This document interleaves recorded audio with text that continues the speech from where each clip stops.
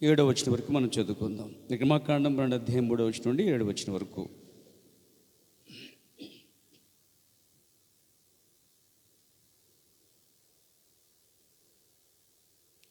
మీరు ఇశ్రాయేలు సర్వ సమాజముతో ఈ నెల దశమి నాడు వారు తమ తమ కుటుంబాల లెక్క చెప్పున ఒక్కొక్కడు గొర్రెపిల్లనైనను మేకపిల్లనైనను, అనగా ప్రతి ఇంటికి ఒక గొర్రెపిల్లనైనను ఒక మేకపిల్లనైనను తీసుకొనవలెను. ఆ పిల్లను తినుటకు ఒక కుటుంబము చాలకపోయినడల వాడును వాడిని పొరుగువాడును తమ లెక్క చెప్పున దాన్ని తీసుకొనవలెను. ఆ గొర్రె పిల్లను భుజించుటకు ప్రతి వాడిని భోజనము పరిమితిని బట్టి వారిని లెక్కింపవలెను. నిర్దోషమైన ఏడాది మగపిల్లను తీసుకొనవలెను. గొర్రెల నుండి అయినను మేకల నుండి అయినను దాన్ని తీసుకొనవచ్చును. ఈ నెల 14వ దినము వరకు మీరు దాన్ని ఉంచుకొనవలెను. 7వ వచనం. తర్వాత ఇశ్రాయేలు సర్వ సమాజములందరూ తమ తమ కూటములలో సాయంకాలం ముందు దాన్ని చంపి దాని రక్తం కొంచెం తీసి తాము దాన్ని తిని ఇండ్ల ద్వారమందు 2 నిలువ కమ్మెల మీదను పై కమ్మె మీదను చల్లి. దేవుడి వాక్యం దీవించును గాక. ఇక్కడ దాన్ని తమ తమ కూటముల్లో సాయంకాలం దాన్ని చంపి దాని రక్తము కొంచెం తీసి, ఆ మాట మీరు మళ్ళీ పెట్టుకోండి. మరొక వాక్యం చూద్దాం. యెహోషువ గ్రంథము 5:10 వచనం కూడా చూద్దాం. యెహోషువ గ్రంథము 5వ అధ్యాయము 10వ వచనం.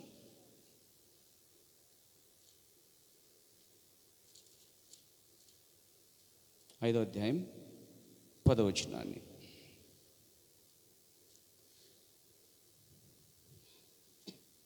ఇశ్రాయేలులు గిల్గాలులో దిగి ఆ నెల 14వ తేదీని సాయంకాలమున యెరికో మైదానములో పస్కా పండుగను ఆచరించిరి. దేవుడి వాక్యం దీవించును గాక.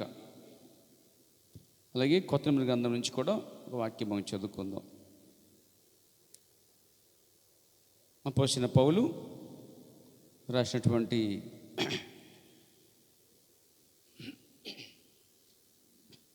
మొదటి కొరింథీ పత్రిక 5వ అధ్యాయము 7వ వచనాన్ని చదువుకుందాం. మీరు పులిపిండి లేనివారు గనుక క్రొత్త ముద్ద ఉటకై ఆ పాతదైన పులిపిండి తీసి పారవేడి. ఇంతేగాక క్రీస్తు అను మన పస్కా పశువు ఉదింపబడిను. 8వ వచనం కూడా చెబుతున్నాను. పాతదైన పులిపిండితోనైనను దుర్మార్గతయు దుష్టత్వమునను పులిపిండితోనైనను కాకుండా నిష్కపటమును సత్యమునను పులియని రొట్టెతో పండుగ ఆచరింతుము. దేవుడి వాక్యం కూడా దీవించును గాక. ఇంకొక వాక్య భాగం ఉంది. యోహాను సువార్త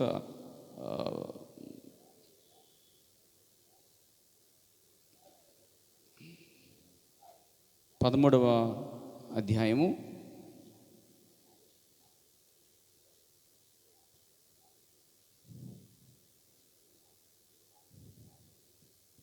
8వ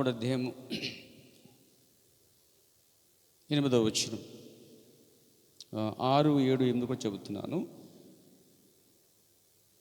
ఇట్లా చేయొచ్చు ఆయన సిమోను పేతురు వద్దకు వచ్చినప్పుడు అతడు, ప్రభువా, నీవు నా పాదములు కడుగుదువా అని ఆయనతో నేను. అందుకు యేసు, నేను చేయుచున్నది ఇప్పుడు నీకు తెలియదు కానీ ఇక మీదట తెలుసుకుందామని అతనితో చెప్పగా, పేతురు, నీవెన్నడూ నా పాదములు కడగరాదని ఆయనతో అనెను. అందుకు యేసు, నేను నిన్ను కడగని ఎడల నాతో నీకు పాలేదనెను. ఇంకొక వాక్యం ఉంది చివరిగా, మత్తయి సువార్త 26వ అధ్యాయము చివరి మాట.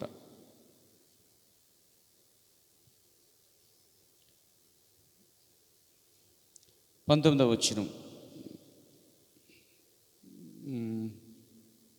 18 నుంచి 26వ అధ్యాయం 18 నుంచి 20 వరకు చదువుకుందాం. అందుకైనా మీరు పట్టణమందున ఫలాన్ని మనిషి వద్దకు వెళ్ళి, నా కాలం సమీపమైనది, నా శిష్యులతో కూడా నీ ఇంట పస్కాను ఆచరించదనని బోధకుడు చెప్పుచున్నాడని అతనితో చెప్పడాను. యేసు తనకు ఆజ్ఞాపించిన ప్రకారం శిష్యులు చేసి పస్కాను సిద్ధపరిచిరి.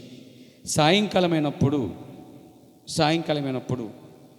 ఆయన 12 మంది శిష్యులతో కూడా భోజనంలో కూర్చుండెను. ఆ తర్వాత 29 వచనంలో ఆయన రొట్టెను రాక్షసం చూపిస్తూ పరిచయం చేస్తూ ఇది మీరు చేయండి అని చెప్పి దాన్ని ఆచారాన్ని విడిచిపెట్టి నేను మరలా తండ్రి రాజ్యంలో తీసుకునే వరకు దీన్ని చేయడం చెప్తూ దాన్ని ముగించిన తర్వాత వారి చివరిన ప్రభురాత్రి అయిపోయిన తర్వాత పారిశుద్ధి కూడా అయిపోయిన తర్వాత 30 వచనంలో వారు కీర్తన పాడిరి, ఒక పాట పాడారు. ఆ సమయానికి 37 వచనం వచ్చేసరికి ఆయన ఎలా పలుకుతున్నాడు, ఈ రాత్రి అని సంబోధిస్తున్నాడు అండి. ఈ రాత్రి అని సంబోధిస్తున్నాడు అంటే ఆయన చేసిన ఆ సమయము రాత్రి సమయం. కానీ ప్రభురాత్రి భోజనం అనేది ప్రారంభించింది రాత్రి కాదు, సాయంకాలం అని. అది 20 వచనం చూడండి. సాయంకాలం అయినప్పుడు అని రాయబడింది. సాయంకాలం వేరు, రాత్రి వేరు. కొద్దిసేపు మనం రాత్రికి వెళ్ళిపోతున్నాం, ఇంచుమించుగా దగ్గరలో ఉన్నాం మనం. అంటే ఇక్కడ బైబిల్ ప్రకారముగా పాత నిబంధనలు కానీ కొత్త నిబంధనలు కానీ మనం చూసేది ఏంటంటే వారు సాయంకాలం మందు ఆ గొర్రె పిల్లను వధించారు అని ఉంది. రాత్రి సమయంలో అనే మాట, 2 మాటలు మీకు చూపిస్తానండి. దేవునికి స్తుతి కలుగాక. దానికి వెళ్ళే ముందు చిన్న ప్రార్థన చేసుకుని వెళ్దాం మనం. ప్రేమ నమ్మగల ప్రియ పరమ తండ్రి, పరిశుద్ధమైన మా దేవ, చదవబడిన వాక్య భాగాన్ని మా కొరకు దీవించండి, ఆశీర్వదించండి. నీ వాక్యపు సత్యపు లేక నీ వాక్య వెలుగులో నాయన అనేక సత్యములు ఉన్నాయి ప్రభువ. వాటిని గ్రహించే గొప్ప మనసు మాకు అనుగ్రహించండి ప్రభువ. మా చేతులు బైబిల్ని తిరగగలవు, మా కళ్ళు చూడగలవు, మా చెవులు వినగలవు, కానీ ఏమాత్రం కూడా ప్రత్యక్షతను ఇవ్వలేవు. వాటి గ్రహింపు ఇచ్చేవాడు నువ్వు ఒక్కడివే. ఈ రాత్రి ఆ గొప్ప గ్రహింపు శక్తిని నాకు మాకు ప్రసాదించండి. యేసు నామములో ప్రార్థించుచున్నాను. దయచేసి కూర్చోండి.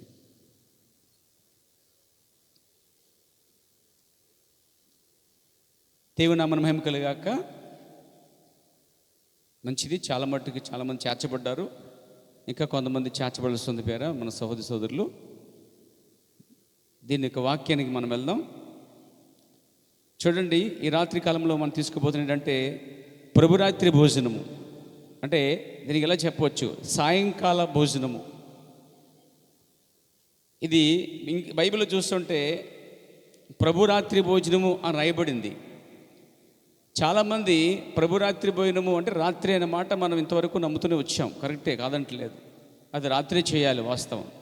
కానీ లేఖనాలు మనం చూసినప్పుడు ప్రవక్త చెప్పిన విషయాలు ధ్యానిస్తున్నప్పుడు ఇంకా కాస్త ముందుకు వెళ్ళే గొప్ప ప్రత్యక్షత ఏంటంటే, ఏదో 6, 7 గంటలకి, 8 గంటలకి, 9 గంటలకి కొడుకుని అడవడిగా వచ్చి తొందరగా వచ్చి ఆ బల్ల లేక పరిశుద్ధ బల్ల లేకపోతే ప్రభు యొక్క బల్ల లేక ప్రభురాత్రి భోజనములో పాల్గొని అడవడిగా వెళ్ళిపోవటం అనేది ఎంతమాత్రం కూడా క్రమం అనేది కాదు. దీనికి క్రమం ఉంది. పాత నిబంధనలోనూ క్రొత్త నిబంధనలో కూడా క్రమం ఉంది. ఎందరైతే యేసుక్రీస్తు నామములో బాప్తిసం పొందున్నారో వారందరూ కూడా, క్రీస్తుని అంగీకరించున్నారో వారందరూ కూడా ఈ యొక్క రొట్టెను రాక్షసంలో ఖచ్చితంగా పాల్గొవాలి. ఈ రొట్టె రాక్షసం కొరకు మన ఇష్టమైన రీతిగా రావటం కాదు, కానీ దేవుని ఇష్ట ప్రకారంగా మనం రావాలి. ఏదో నాకు తోచినప్పుడు నేను వచ్చి తీసుకుంటాం, ఇవిలైతే ఈ నెల వచ్చే లేకపోతే వచ్చే నెల తీసుకున్న ఒకటే తీసుకోకపోయినా పర్లేదులే అని తన్ని ప్రభురాత్రి భోజనాన్ని లేక పస్కా ఏదో చెప్పండి, ఇది పస్కా పండుగ అనమాట. అయితే ఈ పండుగ ఏదో ఆచారాలతో కాదు, కానీ సత్యమును పులియని పిండితో మనం చేయాలన్నది ఏంటండి. పులిసి పిండితో కాదట, పులియని పిండితో. అంటే దుర్మార్గత అసత్యత లేకుండా సత్య ప్రకారంగా చేస్తే ఇది మంచి ఆత్మ సంబంధమైన ఒక పస్కా పండుగ. హల్లెలూయా, దేవునికి స్తుతి కలుగాక. కాబట్టి ఈ ప్రభురాత్రి భోజనం విషయంలో తీసుకున్నా తీసుకోకపోయినా పెద్ద ఏం తేడా లేదులే, ఏమనిపిస్తుంది అని అనుకునే వారికి అది ఏమాత్రం ఉపయోగపడదు. కానీ అలా అనుకునే వారికి ఇంకో విషయం చెప్తున్నాను. ప్రభురాత్రి భోజనం అనేది ఏదో మనకు అవకాశం తీసుకుందాం లేకపోతే లేదలే ఈ నెల తీసుకోకపోయినా పర్లేదు వచ్చిన నెల తీసుకుందాం అని అనుకుంటే నువ్వు యాత్రికుడు కాదు, యాత్రికురాలివి కాదు. యాత్రికుడికి లేక యాత్రికురాలికి బైబిల్ ఏం చెప్తుందంటే, ఇదేంటి ఎలాంటిదంటే ఇది ఏ విధంగా అంటే ఇది ఒక ఊట అన్నమాట. ఇది ఒక ఓఎస్ఎస్.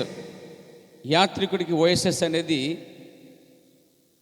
తృప్తినిస్తుంది, శక్తినిస్తుంది, బలమునిస్తుంది, ప్రయాణానికి నిరీక్షణ ఇస్తుంది, ఓపిక ఇస్తుంది, ఓఎస్ఎస్ అనే ఆ ప్రాంతంకి వచ్చినప్పుడు ఆ యాత్రికుడు అలసిపోయి అక్కడికే వస్తాడు. అలసిపోయిన యాత్రికుడు ఓఎస్ఎస్ అనేటువంటి యొక్క ఆ దాహం అంతా తీర్చుకుని వాడే తృప్తిగా నీళ్లు తాగి ఇంకా కొన్ని నీళ్లు తను దాచుకుని బాటిల్లో లేకపోతే ఏదన్నా బ్యాగులు వేసుకుని అతడు ఎంతవరకన్నా ప్రయాణం చేయగలడు. ఈ యాత్రికుడు అలసిన వాడికే ఈ ఓఎస్ఎస్ అని.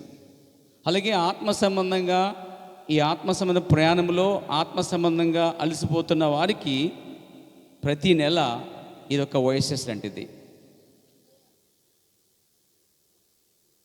అసలు ఓఎస్ఎస్ గురించి మీకు అర్థమైతే, దాని గురించి మీకు కొంచెమైనా గ్రహింపు ఉంటే ప్రభు రాత్రి భోజనం ఏంటో మీకు అర్థమవుతుందండి. ఈ ప్రభు రాత్రి భోజనం అనేది మనము యాత్రలు ఎలాగైతే ప్రయాణం చేసి అలసిపోయి ఓఎస్ఎస్ అనే ప్రాంతంకి వచ్చి నీళ్లు తాగి తృప్తిపరచబడి ఇంకా శక్తి పొందుకొని ప్రయాణం చేస్తాడో ఆ విధంగానే ఉంది. నెలకోసారి నువ్వు వచ్చి అంటే నెలకోసారి వచ్చి అంటే అర్థం ఏంటి? మీరు చెప్పారు పాస్టర్ గారు, మీరు నెలకు ఒక్కసారి వస్తాను నేను లార్డ్ సప్పర్కి అని చెప్పి మొత్తం మానేద్దాం అనుకున్నావా, ఎగ్గొట్టేదనుకున్నావా? అసలు భక్తి లక్ష్యమే కాదు అది. కాబట్టి నెలకు ఒకసారి ఎడుతున్న ప్రభురాత్రి యుద్ధకి నువ్వు నెలంతా ఆత్మీయంగా వారాల మధ్యలో ఆదివారము ప్రయాణం చేసుకున్నది ఆత్మ సంబంధమైన ప్రయాత్రిక. ఈ ఆత్మ సంబంధ యాత్రలో నువ్వు అలిసావు, వేసారిపోయావు, ఆత్మ సంబంధంగా అనేక పరిస్థితులు ఎదురయ్యాయి. అప్పుడు నీకు ఓఎస్ఎస్ బలాన్ని ఇస్తుంది, శక్తిని ఇస్తుందండి. చూడండి, పాత నిబంధనలో దీన్ని ఎక్కడ ఏ విధంగా చేశారో ఒకసారి మీకు జ్ఞాపం చేస్తున్నాను. చూడండి, నిర్మాకాండ మనం చదివిన భాగం, వాక్య భాగం. అసలు ఇది ఎందుకు చేయాలి అనేది కూడా మీకు చెప్పాను ఇంతవరకు నేను, అయినా జ్ఞాపం చేస్తున్నాను మీకు. 12వ అధ్యాయంలో 42 చూడండి. ఆయన ఐగుప్తు దేశములో నుండి వారిని బయటకు రప్పించినందుకు ఇది యెహోవాకు ఆచరింపదగిన రాత్రి. అంటే ఐగుప్తులో నుంచి బయటకు వచ్చినందుకేనా? అవును, అలాగే రాయబడింది. అయితే ఐగుప్తుకి మనకేంటి సంబంధం అంటే, ఈ కాల ప్రవర్తనడు బైబిల్ చెప్తుంది ఐగుప్తు లోకానికి గుర్తయింది. మనం కూడా లోకంలో నుంచి వారు ఎలాగైతే ఇశ్రాయేలు ఐగుప్తు నుంచి పిలువబడ్డారో మనము కూడా లోకం నుండి బయటికి పిలవబడ్డామనే గ్రహింపు ఉన్నది అనుకుంటున్నాను నేను. హల్లెలూయా. మీరు నిజంగానే ఆత్మ సంబంధమైన ఐగుప్తు నుంచి బయటకు వచ్చారా? ఒకటి లోకము, 2 సంఘశాఖ. ఈ రెండింటి నుంచి బయటకు వచ్చిన వారు ఈ యాత్రలో ఉన్నవారండి. యాత్రలో ఎవరుంటారా బాబు అంటే బయటకు వచ్చిన వారే ఉంటారండి. అసలు యాత్రలో ఉన్నామంటే గుర్తు ఏంటంటే లోకము నుంచి సంఘశాఖ నుంచి బయటకు వస్తేనే ఒక యాత్రికురాలు అని అర్థం వస్తుంది. నేనైతే సంఘశాఖ నుండి మరియు లోకము నుండి నేను బయటికి వచ్చి నేను ఈ కాల వాక్యముతో వర్తమానంతో ప్రయాణం చేస్తున్నాను. ఈ ప్రయాణంలో ఎన్నో అలసటలు, ఎన్నో ఆటంకాలు, ఎన్నో అవమానాలు, ఎన్నో నిందలు, ఎన్నో నష్టాలు, కష్టాలు ఎదురవుతాయి. ఒక యాత్రికుడికి ఎల్లప్పుడూ అలాగే ఉంటాయి. ఒక్కొక్కడికి ఒక విధంగా ఈ శ్రమలు, కష్టాలు, శోధనలు వస్తాయి. అందరికీ ఒకే విధముగా రావు. దేవునికి స్తుతి కలుగాక. దేవుడు పిలిచినప్పుడు ఆ పిలుపు అందరికీ ఒకేలా ఉండదు. పిలుపు ఒకలా ఉండదు, కానీ రకరకాలమైనటువంటి కొరకు దేవుడు పిలుస్తూ ఉంటాడు. దేవునికి స్తుతి కలుగాక. కాబట్టి యాత్రలో ఉండాలనుకునే వాళ్ళు ఎవరైతే ఉన్నారో ముందు వాళ్ళ లోకము నుండి సంఘశాఖ నుండి బయటకు వచ్చినటువంటి వారే యాత్రలో ఉన్నారు. ఎందుకంటే బైబిల్ ప్రకారంగా ఐగుప్తులో నిజంగా ఇశ్రాయేలు ఉన్నారు. ఇశ్రాయేలు సంఘానికి గుర్తుగా ఉన్నారు. ఇశ్రాయేలు దేవుని పిల్లలకు గుర్తుగా ఉన్నారు. ఇశ్రాయేలు ముందుగా నిర్ణయించబడిన వారికి గుర్తుగా ఉన్నారు. ఇశ్రాయేలు కొరకు దేవుడు ఒక ప్రవక్తను పంపినట్టుగా మనం చూస్తున్నాం. ఆ ప్రవక్త పేరు మోషే. ఈ కాలంలో కూడా ప్రవక్త ఉన్నాడు, అతని పేరు విలియం బ్రెన్హం. ఈరోజు మనం ఐగుప్తు అనే లోకము సంఘశాఖ ఉన్నటువంటి ఐగుప్తులు మనం ఉన్నాం. వారు ఎలా బయటకు వచ్చారో మనం కూడా బయటకు వచ్చాం. వారు ఎలా బయటకు వచ్చి ప్రయాణం చేస్తున్నారో మనము కూడా బయటకు వచ్చి ప్రయాణం చేస్తున్నాం. సరిగ్గా సరిపోయిందండి. ఇప్పుడు మీరు ఎక్కడున్నారు? ప్రయాణంలో ఉన్నారు. ఈ కాల ప్రవర్తనాడు వారు పాత నిబంధనలు ఇశ్రాయేలు అరణ్యమందు సంఘమందు ఉన్నారంట. అరణ్యమందు సంఘం అంటది. నిజంగానే అరణ్యమందు సంఘముగా ఉన్నారు వాళ్ళు. కానీ ఒక చోట లేరు, వాళ్ళు ప్రయాణం చేస్తూనే ఉన్నారు. గుడారాలు వేస్తున్నారు, తీస్తున్నారు, గుడారాలు వేస్తున్నారు, తీస్తున్నారు. వారికి మేఘం ఉంది, అగ్నిస్తంభం ఉన్నది, ధర్మశాస్త్రం ఉంది, ప్రవక్త ఉన్నది, అగ్నిస్తంభం ఉన్నది. వారు నిజంగా నడిపించబడతా ఉన్నారు. వారి మధ్య మందస్సం ఉన్నది, పలకలు ఉన్నవి, నడిపించబడతా ఉన్నారు. వారి మధ్యన దైవసేవకులు ఉన్నారు, పెద్దలు ఉన్నారు, గాయకులు ఉన్నారు, గాయకురాండ్రు ఉన్నారు, వాద్యాల వంచారు ఉన్నారు. వారి మధ్య మొత్తం టోటల్గా సంఘం అంతా కనిపిస్తుంది అక్కడ. హల్లెలూయా. వారికి పైగా దేవుడు ఉన్నాడు. దేవునికి ప్రజల మధ్య ఒక ప్రవక్త ఉన్నాడు. ఈరోజు కూడా అదే విధంగా మనకి మధ్యలో అదే ప్రవక్త పరిచర్య కనిపిస్తుంది. అని వారు బయటకు వచ్చారు. అలా బయటకు వచ్చారంటే యాత్రలో ఉన్నారు. అరణ్యమందు సంఘం. ఈరోజు రక్షించబడిన విశ్వాసి లోకము సంఘర్ష విడిచిపెట్టిన వారు సంఘమందే ఉండాలి. వారు అరణ్యమందు ఉన్నారు, నువ్వు సంఘమందు ఉండాలి. వారు అరణ్యమందు పరిశోధించబడ్డారు, దేవుడు సంఘమునందు నిన్ను పరిశోధిస్తాడు. వారు అరణ్యమందు నిలబడ్డారు. తిరుగుబాట్లకి, కష్టాలకి, శోధలకి, నిందలకి, కరువులకి, బాధలకి, తర్వాత దాహం వేసినప్పుడు, ఆకలి వేసినప్పుడు వారు ఆ పరిస్థితులను ఎదుర్కొన్నట్టుగానే సంఘమందున్న వారికి అదే విధంగా జరిగిద్ది. ఎందుకు ఇవన్నీ జరుగుతున్నాయి? అప్పుడు జరిగాయి కాబట్టి. అప్పుడు మోషే పక్షిని ఉన్నవారు ఉన్నారు, మోషే పక్షిని నిలబడిన వారు కూడా వేరుగా ఉన్నవారు ఉన్నారు. అప్పుడు విడగొట్టిన వారు ఉన్నారు, పడగొట్టిన వారు ఉన్నారు. అప్పుడు సనిగేవారు ఉన్నారు, అప్పుడు సనగని వారు ఉన్నారు, అప్పుడు నిలబడిన వారు ఉన్నారు, పడిపోయిన వారు కూడా ఉన్నారు. అప్పుడు వాళ్ళందరూ ఒకే మేఘం కింద నడుస్తున్నారు. అర్థమైంది మీకు అందరికీ? దేవుడికి స్తుతులు గాక. పాత నిబంధనలందరూ కనబడుతున్న అరణ్యమందు సంఘము కొత్త నిబంధనలో కూడా ఇది కనిపిస్తుంది. నాకు కనిపిస్తుందండి, చాలా తేట కనిపిస్తుందండి. మీకు కనిపిస్తుందా సోదరా? మీరు అరణ్యమందు సంఘమందున్న ఆనాడు సంఘం అయితే, ఈనాడు మీరు బయటికి పిలవని వారే సంఘం అనేటువంటి ఈ అరణ్యంలో నడుస్తున్నారు. ఆ యాత్రలోనే వారికి ఒక గొర్రె పిల్ల ఇచ్చాడు దేవుడు. దేవునికి స్తుతి కలుగాక. ఆ రోజు పస్కా పశువు ఒక గొర్రె పిల్ల అయితే, ఈరోజు మన పస్కా పశువు లోక పాపాలను మోసపోయి దేవుని గొర్రె పిల్ల పెడుతున్న యేసుక్రీస్తు. వారు ఎప్పుడు చేశారు, ఎందుకు చేశారని మా పాయింట్ మొట్టమొదట. వారు ఎందుకు చేశారంటే దానికి నేను ఇచ్చే రిఫరెన్స్ ఏంటంటే, నిర్గమాకాండం 12వ అధ్యాయము 42వ వచనంలో ఆ వచనం మనం చదివాము. ఐగుప్తులోంచి బయటకు వచ్చినందుకు ఇది యెహోవాకు ఆచరింపదగినటువంటి రాత్రి. హల్లెలూయా. ఏమంటాడు ఇక్కడ? ఇశ్రాయేలు అందరూ తమ తమ తరములలో యెహోవాకు ఆచరింపదగిన రాత్రి ఇదే. అంటే ఇశ్రాయేలు అందరూ వారి వారి తరాల్లో తప్పనిసరిగా చేయాలి. ఇప్పుడు మీరు, మీ పిల్లలు, వారి పిల్లలు, ప్రభు రాకడ సమేత వారి పిల్లలు ఈ ఆచారాన్ని, ఈ ప్రభు రాత్రి భోజనాన్ని, ఈ సాయంకాల భోజనాన్ని ఈ సంఘం ముందే మీరు కొనసాగాలి. మీకు అర్థమైందండి? అరణ్యమందు ఉన్న సంఘం ఏమిటో అర్థమైతే ఇక్కడ ఉన్న సంఘం ఏంటో మీకు అర్థమవుతుంది. దేవునికి స్తుతి కలుగాక.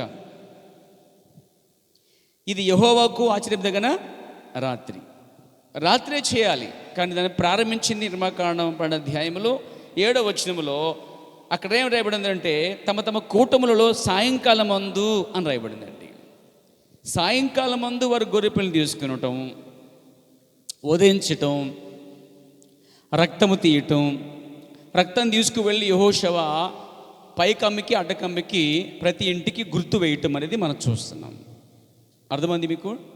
ఈ కార్యం అంతా జరిగిన తర్వాత వారు ఏం చేశారంటే, ఆ గుర్తు వేయబడినటువంటి ఆ గది లోపల, అంటే తలుపు వేయబడినటువంటి ఆ లోపల గదిలో వారు చేదు కూరలతో ఈ యొక్క మాంసమును, గొర్రెపిల్ల మాంసాన్ని తింటున్నారు.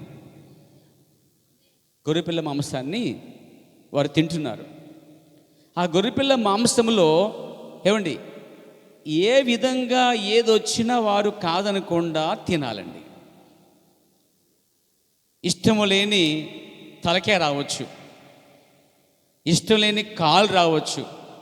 మీరు ఎలాగైతే కోడి మాంసం తిన్నప్పుడు కాళ్ళు ఇష్టపడరు, కొంతమంది మెడ ఇష్టపడరు, కొంతమంది వివిధ పాటలు ఇష్టపడరు. ఇందులో అది కాదు. ఇది ఇక్కడ ఈ పస్కా గొర్రె పిల్లను వధించింది ఎవరంటే అక్కడ యాజకుడైనటువంటి ప్రవక్త.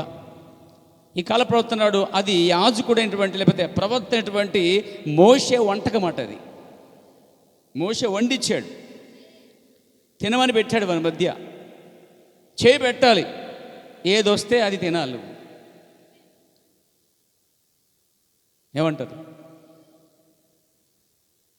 మోషే అన్నాడు, మీరు చేదు కూరలతో దాన్ని తినాలన్నాడు. చేదనగా ఆత్మ సంబంధంగా అది కష్టమైన, నష్టమైన. ఉదాహరణకి పరిశుద్ధాత్మ పొందుకున్నారు కొన్నేళ్ళు ఇంటివారు వాక్యం చెప్తుండగా, అప్పుడు మన పేతురు గారు ఏం చెప్పాడంటే, సరే మన వల్లే పరిశుద్ధం పొందుకున్నారు మీరు, ఇది సరిపోదు, ఖచ్చితంగా మీరు ప్రభువైన యేసుక్రీస్తు నామములో బాప్తిసం పొందాలి, ఆజ్ఞాపిస్తున్నాను అన్నాడండి. ఇప్పుడు కొన్ని ఇంటి వారు మేము పరిశుద్ధం పొందుకున్నాం కాబట్టి మేము పరలోకం పోతాం, నువ్వు మాతో మీ మాట నాకు లెక్కలేదంటే సరిపోరు. ఎందుకంటే అక్కడ పరిశుద్ధాత్మ పొందుకున్నాను, యేసుక్రీస్తు నామములో బాప్తిసం పొందాలని ఆజ్ఞాపించాడండి. ఇప్పుడు అది ఖచ్చితంగా వారు ఏం చేయాలి? పరిశుద్ధం పొందుకున్నా పొందుకుపోయినా అక్కడ ఆజ్ఞను వారు నెరవేర్చాలి. అంటే ఇష్టమున్నా లేకపోయినా చేయాలి. అదేవిధంగా ఈ మోషే చేసిన వంటకంలో చేయి పెట్టి ఏదొస్తే తినాలండి. ఒకటి కన్ను వచ్చిందంట. ఏమొచ్చింది? కన్ను వచ్చింది. మోషే అన్నాడట, నాకు అసలు ఈ కన్ను ఇష్టం ఉండదు, గొర్రె పిల్ల కన్ను ఇది నాకు ఇష్టం ఉండదు, ఏనాడు తినలేదు నేను, ఇది తింటే వాన్ చేసుకుంటాను. ఆయన అన్నాడు, దైవజనుడు, అది పరిశుద్ధపరచబడింది, నువ్వు దాన్ని తీసుకోవాలన్నాడు. తప్పదు అన్నాడు. తీసుకోకపోతే ఏమిటి? నీ గూనె అలాగే ఉంటుంది, నీ చెయ్య కాళ్ళు అలాగే ఉంటాయి, నీ వ్యాధి అలాగే ఉంటుంది, చెయ్య కాలు తిరిగిపోయే పరిస్థితిలో ఉన్నావు, అలాగే ఉంటావు, నీ ముసలితనం అలాగే ఉంటుంది, నీ చెప్పులు అరిగిపోతాయి, నీ కాళ్ళు వాస్తాయి, నీ బట్టలు చిరిగిపోతాయి, ఈ ప్రయాణం వెళ్ళే వరకు అవి నీకు అవసరం. కానీ ఇప్పుడు నువ్వు తీసుకోకపోతే నీకు స్వస్థతే రాదు. ఇంకా చెప్పంటే నీకు అసలు మార్పే రాదు. తప్పదా? తీసుకోవాలా? తీసుకోవాలి. సరే, ఇష్టం లేకపోయినా ఆజ్ఞ కాబట్టి తీసుకొని కొరికాడండి, దాన్ని కన్ను కొరికాడు. ఎప్పుడైనా కన్ను తిన్నారా? చేప కళ్ళు కాదమ్మా, అవి ఎవరైనా తింటారు. ఏ కళ్ళు? గొర్రె పిల్ల కన్ను వచ్చింది ఎప్పుడన్నా? అందులో వేస్తే కదా వాళ్ళు. చూసారా? దాన్ని తీసుకుని తిన్నాడంట అతను. ఈ కాల ప్రవక్త అన్నాడు, దాన్ని తిన్న వెంటనే అతను తీసుకుని వెతికి గూడు ఉందంటండి. దాన్ని తీసుకు తిన్న వెంటనే ఆ గూడు సెట్ అయిపోయిందండి. దేవుడికి మహిమ కలుగాక. ఎందుకని అది పరిశుద్ధపరచబడింది. అది పర్వత మాటను దేవుడు గౌరవిస్తున్నాడు. ఒకరోజు మన్నా పడిన తర్వాత దాయొద్దు అని చెప్పాడు ప్రవక్త మోషే. దాచినప్పుడు అది కులిపోయింది. అదే ప్రవక్త దాచుకోండి రేపు పడదని చెప్పినప్పుడు అది కులిపోలేదు. మాట మీద దేవుడు గౌరవిస్తున్నాడు అండి. దేవునికి స్తుతి కలుగాక. నాతో ఉన్నారు మీరు? దాన్ని తీసుకుని తిన్నారండి. అంటే ప్రభురాత్రి భోజనం అనేది వారు దాని సాయంకాలం మందు దాన్ని అంతా వధించి సిద్ధపరిచేసరికి రాత్రి అయిపోయింది. నిర్గమాకాండం 12 వచనంలో సాయంకాలం మందు అని రాయబడింది. అదే నిర్గమాకాండం 12 సోదరులారా వినండి, 12 వచ్చింది చూడండి, రాత్రి అని రాయబడింది. కనిపిస్తుంది మీకు? కనిపిస్తుందా? దాన్ని ప్రారంభించింది సూర్యుడు అస్తమిస్తున్నటువంటి సమయం, అంటే సాయంకాలం. ఇప్పుడు మనం అదే చేయడానికి మనం ఇష్టపడుతున్నాం. లేఖనమా కాదా? రైట్. దీన్ని మత్తయి సువార్తకు రండి. ఇప్పుడు మత్తయి సువార్తలో కూడా అదే విధంగా మనకు కనిపించాలి.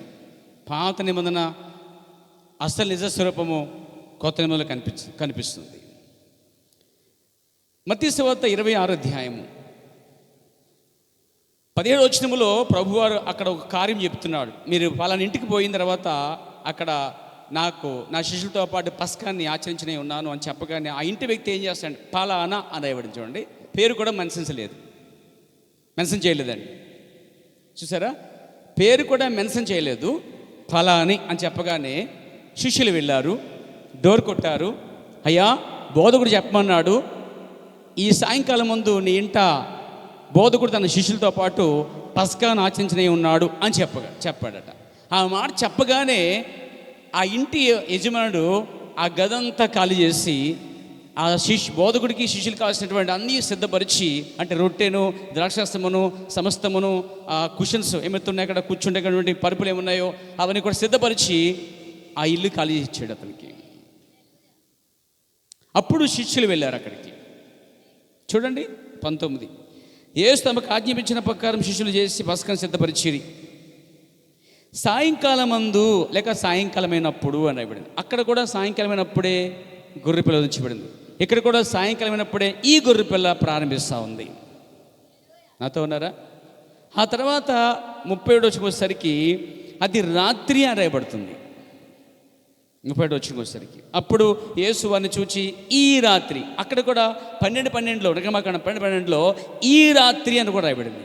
ఇక్కడ కూడా ఈ రాత్రి అని రాయబడింది. ఈ రాత్రి సమరవత్తు రాబోతుందని చెప్పాడండి. ఈ రాత్రి కూడా ఖడ్గం రాబోతుంది అని చెప్పాడండి.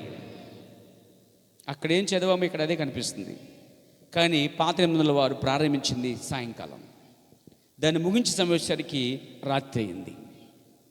అయితే బైబిల్లో అపోస్తలుడైన పౌలు గారు మరునాడు వెళ్ళనై ఉన్నాడు ప్రాంతానికి. చెప్పాలంటే పౌలు గారు మిషనరీ, పౌలు గారు సువార్తికుడు, పౌలు గారు ప్రవక్త, పౌలు గారు అపోస్తలుడు. పౌలు చాలా ప్రదేశాలు తిరుగుతూ సేవ చేసిన వ్యక్తి, ప్రపంచమంతా తిరిగేటువంటి వ్యక్తిగా చెప్పవచ్చు. అలాంటి సమయంలో ఆయన అక్కడక్కడికి వెళ్ళి సువార్త చెప్పుతూ అక్కడ 2 రోజులు, ఇక్కడ 3 రోజులు, అక్కడ 4 నుండి ఆయన సంఘాలు బలపరుచుకుంటూ వస్తున్నాడు. ఆయన కొన్ని సంఘాలు లేఖ రాస్తున్నాడు, కొన్ని సంఘాలకు వెళ్ళి వాక్యం చెప్తా ఉన్నాడు. ఆ మాదిరిగా ఆయన ఒక చోటకు వచ్చి తర్వాత రోజు ఇంకో చోటకి వెళ్ళిపోతున్నప్పుడు ముఖ్య ప్రసంగికుడు కాబట్టి, పౌలు గారు ఎవరంటే ఆ రోజులో ముఖ్య ప్రసంగికుడు. ఈ ముఖ్య ప్రసంగికుడు కాబట్టి పౌలు గారిని ఏం చేశారంటే, అయ్యా నువ్వు తర్వాత వెళ్ళినా కాబట్టి ఈ రాత్రే మనము ఆల్నర్ పేరు పెట్టుకుందాం అన్నారు. అంటే ఆఖరి రాత్రి అంతా మనం మాతో మీరు గడపాలన్నారు. అక్కడ ఆ రాత్రి అంతా వారు ప్రార్థన చేయలేదు, కానీ ఆ రాత్రి అంతా వారు పౌలు ద్వారా చాలా సంగతులు చెప్పించుకున్నారండి. పౌలు ముఖ్య ప్రసంగికుడు, మంచి బోధకుడు. అతడు ఆ సంగతులన్నీ వారికి బోధించడంలో, మరి దీపాలు ఉన్నటువంటి ఆ ప్రాంతంలో సాయంకాలం ప్రారంభించబడినటువంటి ఆ కూటము రాత్రి మధ్యరాత్రిలో నిద్ర భారం వలన ఐతాక్ అనేవాడు కిందకు పడిపోయాడు. ప్రసంగం ఆపి కిందకు వచ్చి తను స్వస్థపరచగానే, మరి యేసుక్రీస్తు నామములో ప్రార్థన చేయగానే ఐతాక్ అనే వ్యక్తి మళ్ళీ బ్రతికాడు. మళ్ళీ వారి పైకి వచ్చి చాలాసేపు వాక్యం చెప్పిన తర్వాత ప్రభురాత్రి భోజనం కూడా ఆ రాత్రి ఇచ్చాడండి. ఎందుకు ఆ పని చేశాడంటే ఆయన, అది ఆదివారం, మీకు తెలుసు ఆదివారం నాడు అది ప్రభురాత్రి భోజనం కూడా ఆదివారం నాడు చాలామంది మధ్యాహ్నం ఇచ్చుకుంటారు. ఏరా బాబు అంటే అక్కడ ఉంది కదా బాబు అంటాడు ఒకడు. ఎక్కడుందంటే నిర్గమాకాండము, ఎక్కడంటే అపోస్తలుల కార్యముల గ్రంథం 20వ అధ్యాయంలో 7వ వచనంలో అదిగో ఆ ప్రభు బల్ల లేక రొట్టె రాక్షసము ఆదివారం నాడు ఇవ్వలేదా అంటాడండి. వాడు అక్కడ దాకా వచ్చి ఆగిపోతున్నాడు, కానీ కొంచెం ముందుకు వెళ్ళకపోతున్నాడు. కానీ మనకి ముందుకు వెళ్ళాలి. అక్కడ ఆదివారం నాడు రాయబడింది, కానీ సమయం కూడా రాయబడింది. చూడండి, రూపాయి కాయిన్ ఒక పక్కే కాదు, 2 పక్కల ఉంటుంది. అలాగే ఒకటి కథ వినాలంటే, ఒకటి విచారణ చేయాలంటే, ఒకటి న్యారోపణ చేయాలంటే 2 వైపులే వినాలి. ఒకవైపు విని న్యాయం తీర్చేవాడు అసలు న్యాయాధిపతే కాడువాడు. న్యాయం తీర్చేవాడు మీకు ఎప్పుడైనా జడ్జిలు లేకపోతే కోర్టులో చూస్తుంటారు కదా, ఈ పక్క బోన్లో ఒకడు, ఆ పక్కలో బోన్లో ఉంటాడు. వాదించేవాడు వాదుంటూ ఉంటారు, ఇంట ఉంటారు, ప్రజలు కూర్చుని ఉంటారు. అక్కడ ఏం జరిగిద్ది, ఎవరు వాదన వాడు చేసుకున్నా వినడానికి మాత్రం జడ్జి అనేవాడు తీర్పు తెచ్చేవాడు. ఇటు ఈ వ్యక్తి చెప్పింది వినాలి, ఆ వ్యక్తి చెప్పింది వినాలి. 2 విన్న తర్వాత ఏది న్యాయమో ఏది అన్యాయమో గ్రహించిన వాడే సమయం తీసుకుని అతడు ఏం చేస్తాడంటే అప్పుడు అతడు జడ్జి చేస్తాడు, అయితే న్యాయం చేస్తాడు.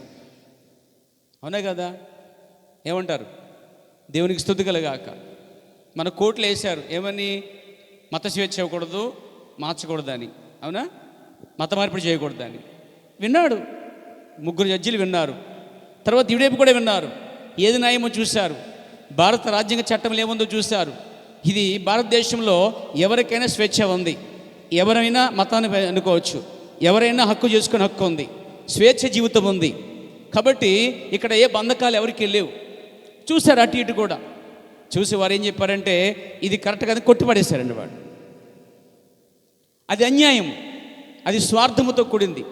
ఏది మత మార్పు చేస్తున్నారు, వీళ్ళని మార్చేయాలని. అప్పుడు కోర్టు ఏం చేసిందంటే 18 సంవత్సరాలు నిండితే గనక ఆ వ్యక్తి ఇష్టానుసారమైన మతాన్ని ఎన్నుకోవచ్చు అన్నారు. ఆ కోర్టు వారికి, ఆ తీర్పుకి లోకము శిరస వహించింది, ఉంచి తీరవలసిందే. ఏ గవర్నమెంట్ అయినా దాన్ని వంగవలసిందేనండి దాని ముందు. అలాగునే నా సోదరులారా, ఏదైనా వినేటప్పుడు ఇటువైపు అటువైపు విన్న తర్వాతనే న్యాయం ఎలా తీరుస్తారో క్రైస్తవ పాస్టర్లైనా, పెద్దలైనా, విశ్వాసులైనా, మత నాయకులైనా, ఆఖరికి నీ ఇంటి పక్కవారైనా ఎవరు చెప్పినా ఈ చెవితో వినేసి నోటితో తీర్పు తెచ్చొద్దు. ఈ చెవి ఇంకో అందుకే దేవుడు 2 చెవులు ఇచ్చానుకుంటాను నేను. ఈ పక్క విను, ఈ పక్క విను. ఒకటి ఇచ్చుంటే అది వేరేగా ఉండేమో. అందుకే నా దేవుడు 2 ఇచ్చాడు. 2 చెవులు, నాకు 2 ఉన్నాయి. నీకు 2 ఉన్నాయా? ఉన్నాయా? 2 చెవులు ఉంటే కనుక నువ్వు ఖచ్చితంగా ఎవరైనా నీకు మీద ఏది చెప్పినా, ఎవరి కోసం నీకు చెప్పినా నువ్వేం చేయాలి? ఈ చెవుతో ఆ మాట, ఈ చెవితో ఈ మాట విని లోపల నీ మనస్సాక్షి ఏం చెప్తుందో దాన్నే తిరుపతి తెచ్చు. Praise the lord. ఒకవైపు వినేవాడు, ఒకవైపు అయినటువంటి ఏ స్త్రీ పురుషుడైనా వాళ్ళకి ఒక సేవే ఉందండి. ఆఖరికి ఆత్మ సంబంధం కూడా బైబిల్ చెప్తుంది, ఆత్మ చెప్పినవాడు చెవులు గలవాడు అన్నాడు, వినుడుగాక అన్నాడు. దేవునికి స్తుతి కలగాక. నా ప్రియ స్తుతులారా, ఇక్కడ బైబిల్ చూడండి, మనం చూస్తున్నాం. ఏదైనా నిర్ధారణ చేయాలంటే, ఏదైనా చేయాలంటే వాక్య ప్రకారం మనం చేయాలి దాన్ని. ఇప్పుడు వాక్య ప్రకారం చూస్తున్నాం. పాత నిబంధన ఏ స్వరమైతే పలుకుతుందో కొత్త నిబంధన అదే స్వరాన్ని పలుకుతుందండి. కాబట్టి వారు సాయంకాలం ముందు కొడుకున్నారు, అది ముగించేసరికి రాత్రి సమయమైంది. పౌలు గారు ఏం చేశాడు? ఆయన ఆదివారం నాడే కొడుకున్నాడు, కానీ పగలు మిట్ట మధ్యాహ్నం 3 గంటలకి కాదు. ఈరోజు సంఘాలను ఏం చేస్తున్నాయి? అదిగో ఆదివారం నాడే ఓ చెవి తింటున్నాయి, ఆదివారం మధ్యాహ్నం దాకా చెవి పనిచేస్తుంది. ఇంకో చెవి ఏం చేయాలి? ఆ తర్వాత నుంచి చదవాలి, వినాలి. చదవండి ఒకసారి, ఇంకో చెవికి ఇద్దాం. ఆదివారం మధ్యాహ్నం దాకా ఉన్న సంఘాలు ప్రభుడు అత్యమని మధ్యాహ్నం వేస్తున్నారు. ఏరా బాబు అంటే, ఇదిగోరా బాబు, అపోస్తలుల 20:7 ఆదివారం ఇవ్వలేదా అంటారు. ఉంది, అక్కడతో ఆగిపోద్దా? ఇంకో చెవి లేదు, అది కూడా ఏమంటుందో చదవండి. ఆదివారం నాడు మేము రొట్టె విడిచిన కూడి ఉన్నప్పుడు పౌలు మననే ఎల్లై ఉన్నాడు కాబట్టి ప్రసంగించవచ్చు. అర్ధరాత్రి వరకు విస్తరించుండెను. మేము కుడి ఉన్న మేడగదిలో, చూసారా, మేడగదిలో అనేక దీపాలు ఉన్నాయని బైబిల్ చెప్తుందండి. అవునా? అంటే వీళ్ళ ఉద్దేశం ఏంటి? పౌలు గారు ఆదివారం రొట్టె విడిచాడు. ఎంతమంది తెలుసు? ఆదివారం నాడు మిట్ట మధ్యాహ్నము రొట్టె రాష్ట్రం ఇస్తారండి. తెలుసు మీకు అందరికీ? ఎంతమంది తెలుసు? చేలు పైకి ఎత్తండి ఒకసారి. అయిపోయి ఎక్కడి నుంచి వచ్చారు? మర్చిపోయారా? పాలసంగా మర్చిపోయారా? అంత పరిపూర్ణలు అయిపోయారు అన్నమాట మీరు. సంఘ శాఖలు లేక సమాజాలు నేటి క్రైస్తవ సంఘాలన్నీ కూడా ఒక వర్తమాన సంఘం తప్పించి, ఇది మెలుకు వచ్చిన సంఘాలు తప్పించి, ఈ కాస్త గ్రహింపు వచ్చి సత్యం తెలుసుకున్న వారు సంఘాలు తప్పించి, మిగతా సంఘాలన్నీ కూడా ఆదివారం నాడు ఉదయం ఆరాధన తర్వాత కొంతమందిని పంపించిన తర్వాత కొంతమందిని ఉంచి మధ్యాహ్నము ఆ రొట్టె రాక్షసులు ఇస్తారని మీరు ఎంతమంది తెలుసు అని అడుగుతున్నప్పుడు మీ చేలు తెలియజేయచ్చు. మీరు, మీకు సిస్టరు, బ్రదరు, ఇంకా మీకు తెలీదా? మీకు తెలియదండి కదవునా? అది ఎంతవరకు సత్యము, అది ఎంతవరకు వాక్యానుసారం అంటే, అపోస్తలుల కార్యం 20:7 ఆదివారం నాడు రొట్టె విరుచుట అనేది వాస్తవమే, కానీ అది మధ్యాహ్నము కాదు, అసలు అది పగలే కాదు, అది రాత్రి అని, అర్ధరాత్రి అని రాయబడింది. అనగా రాత్రి సమయము, దీపాలు ఉన్నాయి, ఐతకు పడిపోవటము, రావటము, తర్వాత అతను వాక్యం చెప్పటము. ఆ తర్వాత ఎవడో ఒక ఆయన ఇలా చెప్తుంటే, రొట్టె అక్కడ రొట్టె అంటే వాక్యమండి అన్నాడండి. తెలివితేటలు ఎక్కువైపోయి నాశనానికి వెళ్ళిపోతున్న జనాలందరూ. అక్కడ పౌలు గారు వాక్యం కాదంటారు, రొట్టె అంటే వాక్యమండి అన్నాడు. బెలే పోల్చేసాడండి. సరే, అతను చెప్పిన మాట ప్రకారంగా మనం చూద్దాం. వాక్య వెలుగులో సత్యంలో మనం చూద్దాం. ఇలాంటి వారు మీకు ఎక్కడ ఎదురవుతూ ఉంటారు. ఇదిగో రొట్టె అనగా ఏమిటి? వాక్యము. సరే, అక్కడ ఏముంది చూద్దాం. అపోస్తలుల కార్యం 20 దీనికంటే ముందు ఒక మాట చెప్తాను. బైబిల్ని ఖచ్చితంగా నమ్మేవాళ్ళైతేనే ఇది మీకు అర్థమవుతుంది. నేను 100% నమ్ముతాను బైబిల్ని. అది ఏం చెప్పిద్దో అదే నమ్ముతా. అది కీడైనా మేలైనా, అది అందులో చెడున్నా మంచున్నా సరే, అది చెప్పిందే యాదవాక్కు. 20 అధ్యాయం చూడండి, మీరు చూడగలుగుతారు.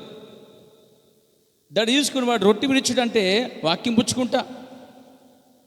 11 వచనంలో అతడు మరలా పైకి వచ్చి రొట్టె విరిచి పుచ్చుకుని తెల్లవారి వరకు విస్తారంగా సంభాషించుడు అని రాయబడింది. ఓకేనా? రొట్టె అనగా అప్పుడు వాడు ఏమంటాడంటే, రొట్టె అనగా ఏంటంటే వాక్యము అంటాడు. మరి బైబిల్లో 7వ వచనం ఉందంటే, మరునాడు వెళ్ళనయుండి వారితో ప్రసంగించుచు. ఆ ప్రసంగించడం ఏంటి? అది కూడా రొట్టెనా? మాట్లాడలేదు.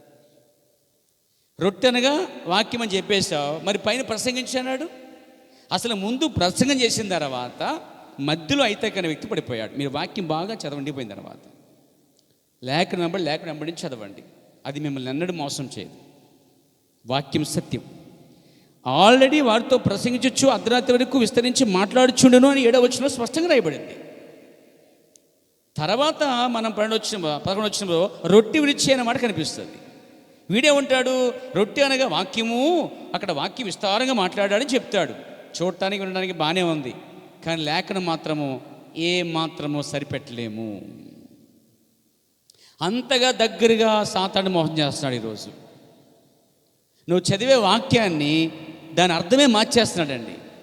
ఆల్రెడీ 7వ వచనంలో ప్రసంగం చేస్తూ విస్తరించి మాట్లాడుచుండగా మేడగదిలో అనేక దీపాలు ఉన్నాయి. ఆ తర్వాత ఐతక్ అనే వ్యక్తి యవనస్తుడు పౌలు చాలాసేపు, ఇంకా ఉంది అక్కడ, పౌలు చాలాసేపు చుండగా అంటే ప్రసంగం చేస్తుండగానే ఐతక్ అనే వ్యక్తి పడిపోయినట్టుగా వాక్యం చెప్తుంది. వాక్యమా కాదా? ఎంతమంది వాక్యం నమ్ముతున్నారు? ఇప్పుడు మనకి సంఘ ఆచారాలు, పెద్ద పెద్ద బోధకులు మతానికి మాటల కన్నా వాక్యమే మిన్న అని ఎన్ని వేల సార్లు చెప్తున్నాను నేను. ఇదే పులిపెట్టి నుంచి 20 సంవత్సరాలకు అదే చెప్తున్నాను. నేను పేరు ఎన్నడూ మార్చలేదు నేను. ప్రైజ్ ది లార్డ్, హల్లెలూయా. ఇలా చాలాసేపు ప్రసంగించుండగా నిద్రాభారం వలన జోగి అతడు 3వ అంతస్తు నుండి పడిపోయాడండి. చనిపోయిన వాడే ఎత్తబడ్డాడని రాయబడింది. చనిపోయాడు, ఎత్తేసారు కూడా శవాన్ని. తర్వాత అతడు ఏం చేశాడని ఉందంటే 10వ వచనంలో, అంతటా పౌలు క్రిందికి వెళ్ళి అతని మీద పడి కౌగిలించుకుని, మీరు తొందరపడుకుని అతని ప్రాంతంలో ఉన్నదని చెప్పాను. అతడు మరలా పైకి వచ్చి రొట్టె విరిచి, ఇప్పుడు చెప్పండి, రొట్టె అంటే ఏంటి, ప్రసంగం అంటే ఏంటి? రెండు ఒకటైనా వేరువేరా? చాలా వేరు. పైగా 7వ వచనంలో ఆదివారమున మేము రొట్టె విరిచుటకు అని చాలా స్పష్టంగా కూడా రాయబడింది. 7వ వచనం మొదటి భాగంలో రాయబడింది రొట్టె విరిచుటకు. రొట్టె విరిచుడంటే వాక్యము కదా, అక్కడ అక్షరాల రొట్టె విరిచుట. వాక్యము ప్రసంగం అనేది ఆల్రెడీ అతను ప్రసంగం చేస్తూ ఉండగా అతను పడిపోవటం, కిందికి వెళ్ళటం, మళ్ళీ తీసుకురావటం, అతను బ్రతికించటం, మళ్ళీ అతడు రొట్టె విరిచిన తర్వాత మళ్ళీ వాక్యం చెప్పటం, తెల్లవారిపోవటం, ఆ తర్వాత పౌలు వెళ్ళిపోవటం అనేది జరిగింది. ఇక్కడ మాత్రము ప్రభురాత్రి భోజనం అనేది సాయంకాలం కదా, కానీ వారు అర్ధరాత్రి ప్రారంభించారు. Praise the lord. అంటే ప్రభురాత్రి భోజనం సమయాన్ని బట్టి ఈ కాల ప్రవక్త గారు చాలా చోట్ల మీరు చూసినట్లయితే డిసెంబర్ 37 రాత్రి ఆయన కూడుకున్న తర్వాత ప్రసంగం బోధించిన తర్వాత అది 12 గంటలకు ముందు కూడా ఆయన ప్రభురాత్రి భోజనం ఇచ్చాడు. సో అలా కూడా ఉంది, ఇలా కూడా ఉంది. అసలు క్రమం ఏంటంటే సాయంకాలం మంది వారు కూడుకున్నారు, ముగించేసరికి అది రాత్రి అయ్యింది. ఇది లేఖనానుసారం. ఓకే, ఇలా చేసినప్పుడు అది వాక్యానుసారంగా మనం చేసిన వారు అవుతున్నాం. ఎందుకు చేయాలి దీన్ని?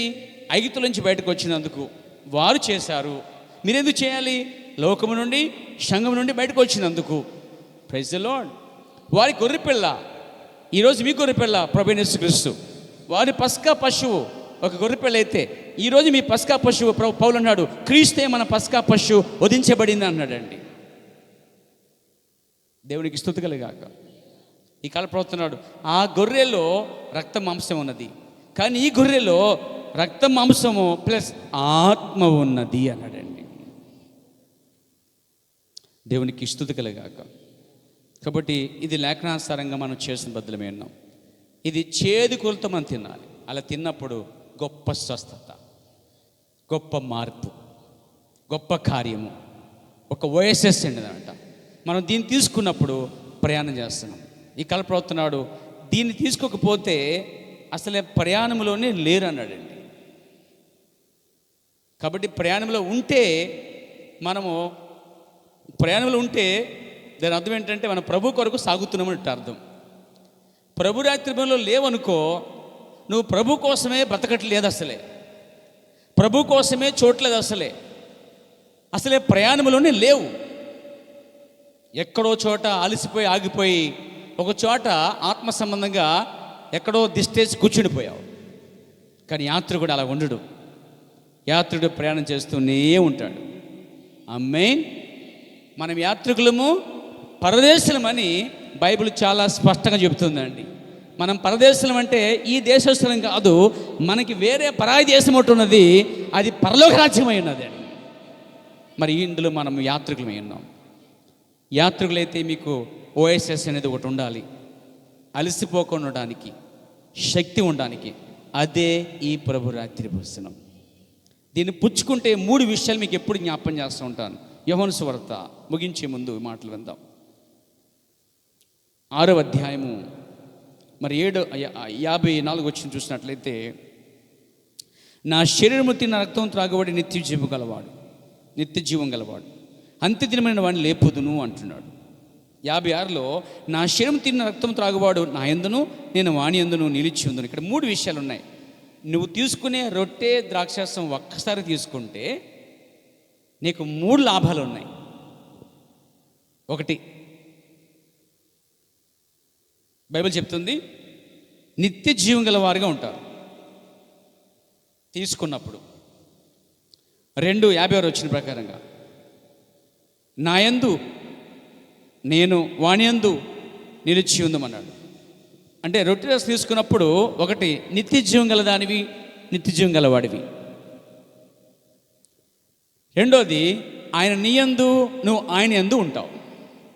3ది అంత్య దినమున ఆయన నిన్ను లేపుతాడు. అంత్య దినమనగా ఈ ముగింపు కాలములో.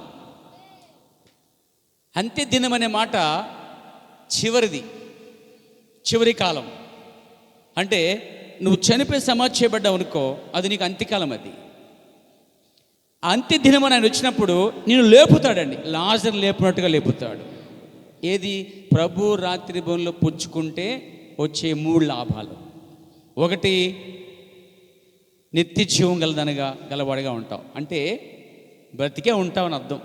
మాట చెప్పాలంటే ఎంత కొట్టినా కదలేదంటే చచ్చిపోయావని అర్థం. ఇంజక్షన్ పొడుస్తున్నా ఏమనిపించలేదంటే చలనం లేని ప్రాంతం అన్నమాట. చచ్చిపోయిందా ఆ ప్రాంతం అంతా, చచ్చిపడిపోయింది అని అర్థం.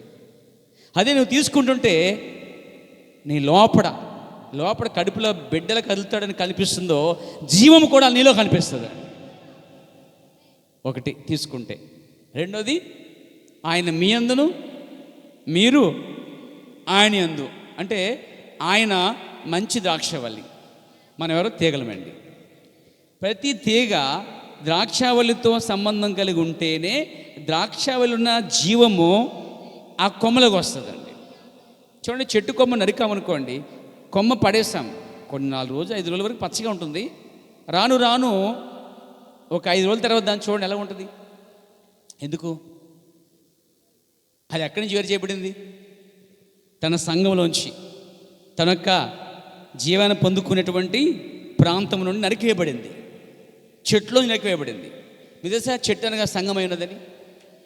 ఇప్పుడు సంఘంలో మీరు ఉన్నంత వరకు ఆ జీవాన్ని పొందుకుంటుంటారు. సంఘం నుంచి ఎప్పుడైతే వేరవుతున్నారో, కట్ చేయబడుతున్నారో, మీరు మెల్లిగా క్రమేణా ఎండిపోతారు. ఈరోజు ఈ వాక్యాన్ని, ఈ వర్తమానాన్ని ఈ సంఘాన్ని విడిచిపెట్టిన వారి జీవితాల్లో ఒక్కొక్కరిని అధ్యయనం చేసుకుంటూ వస్తున్నాను నేను. మీరు కూడా అధ్యయనం చేయండి. ఇంతకన్నా వారు బాగున్నారేమో చూడండి, ఛాలెంజ్. వారు ఇంతకన్నా బాగున్నారేమో చూడండి, అప్పుడు నేను వారి దగ్గర చేర్చేస్తాను, మిమ్మల్ని తీసుకెళ్ళి.